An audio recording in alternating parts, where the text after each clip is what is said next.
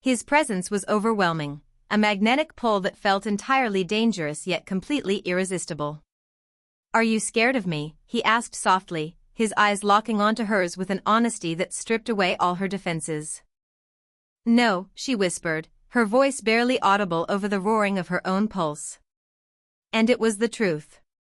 She wasn't scared of him, she was terrified of the wild, unyielding reaction her body had whenever he was near, a reaction Julian had never, not even once, managed to evoke. Before the moment could break, the sharp, discordant buzz of Lillian's phone on the counter shattered the silence. The screen lit up with Julian's name. The sudden reminder of reality felt like a bucket of ice water. Liam blinked, the intense spell breaking just enough for him to take a step back, though his eyes remained fixed on hers, dark and clouded with a heavy, restless longing. He gave her a slow, tight nod, stepped out of the kitchen, and left her alone. Lillian collapsed against the counter, her knees trembling violently, her hand shaking as she picked up the phone, her mind completely consumed by the heat of a man who wasn't her boyfriend. By the end of the week, the atmospheric pressure inside the apartment had grown suffocatingly thick.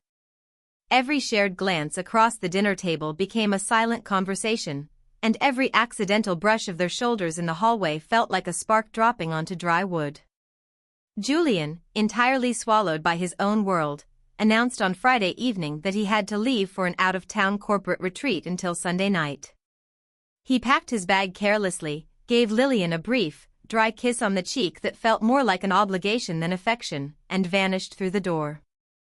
The moment the lock clicked into place, the apartment fell into a heavy, profound silence. Lillian stood in the center of the living room, her arms crossed tightly over her chest, feeling the sudden, vast emptiness of the space.